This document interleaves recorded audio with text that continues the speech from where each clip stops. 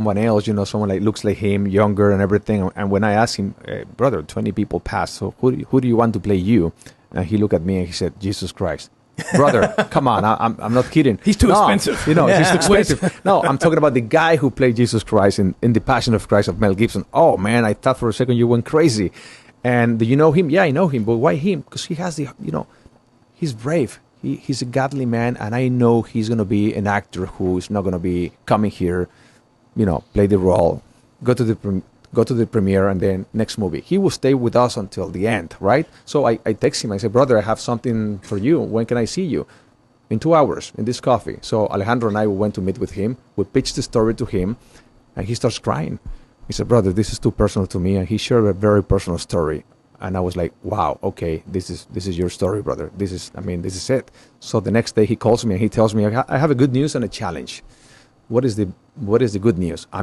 That's it. Tell Tim Ballard, tell Alejandro that I'm in. What is the bad news? What is the challenge? Well, my wife saw Narcos Colombia on Netflix, and she's afraid for me to go to Colombia to film this movie. Oh, man, I hated that because, again, media influence how people think. Latinos, we have been stereotyped in a very negative way since the 40s until today.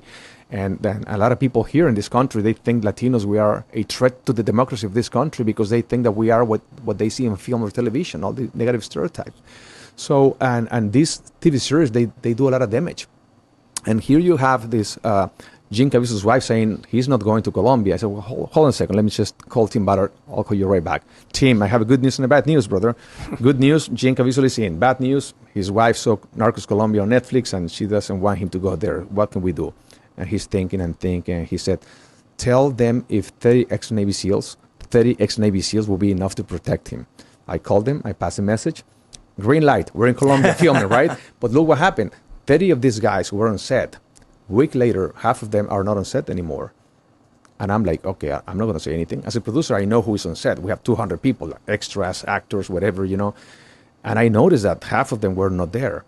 So 1 month and a half later, I'm reading this local newspaper from Colombia that it says that the federal police arrested some traffickers and rescued more than 200 children in Cartagena, Colombia, who were kidnapped for sexual exploitation. And more details, like in the movie, very similar story to the movie. So I run to see Tim Ballard, and I said, brother, look, like in the movie. And he smiled, and he said, that was us. What? That was us. Half of the guys who were not on set, they were walking on the Cartagena streets on Saturday, and these people came and approached them. Hey, amigo, gringo, you want senoritas, young ladies, how many you want? They thought they were tourists looking for action, right? Wow. Next thing you know, they didn't know that these guys were experts on rescue children, right? So they say, well, can I call you tomorrow because there's more Americans coming and we need more girls. Do you have like really young girls? Brother, we have everything you need. Okay, we have chickens. Chickens means like very little boys and girls, right? So anyway, so they rescued these children. They started this undercover operation with the help of the police, Colombia police. So I'm thinking like, while you're filming the movie? Yes. Well, the second week, brother, of filming, half of these guys were rescuing 200 children. And I'm thinking, wait a second. Thank God for Jim Caviezel's wife who said no in the beginning. Because of that no, he was inspired, Tim Ballard, to bring 30 ex-Navy SEALs. And because of those 30 ex-Navy SEALs, half of them rescued 200 children before the film was even finished. Sound of